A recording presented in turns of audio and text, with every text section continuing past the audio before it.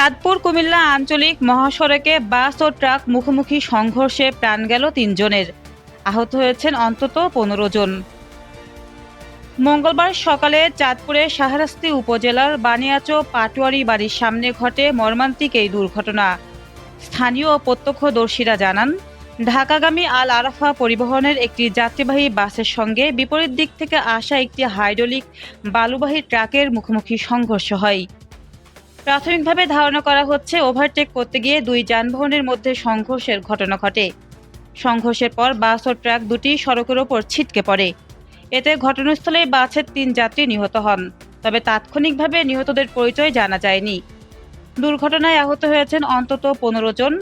খবর পেয়ে স্থানীয় পুলিশ ও মানুষ দ্রুত ঘটনাস্থলে পৌঁছে আহতদের উদ্ধার করে শাহরাস্তি উপজেলা স্বাস্থ্য কমপ্লেক্স সহ বিভিন্ন ক্লিনিকে পাঠায়। শাহরাস্তি থানার ওসি মীর মাহবুবুর রহমান জানিয়েছেন, দুর্ঘটনায় ৩ জন নিহত হয়েছেন এবং আহতদের চিকিৎসার জন্য পাঠানো হয়েছে। তবে দুর্ঘটনার প্রকৃত কারণ জানতে তদন্ত চলছে। দুর্ঘটনার পর কিছু সময় চাঁদপুর কুমিল্লা মহাসড়কে যান চলাচলে বিঘ্ন ঘটে। পরে দুর্ঘটনা কবলিত বাস ও ট্রাক সরিয়ে নেওয়ার পর পরিস্থিতি স্বাভাবিক হয়। সড়কে একটু অসতর্কতা আর মুহূর্তে ঝরে গেল ৩টি প্রাণ। দুর্ঘটনার কারণ জানতে চলছে তদন্ত। News desk অন্যধারা।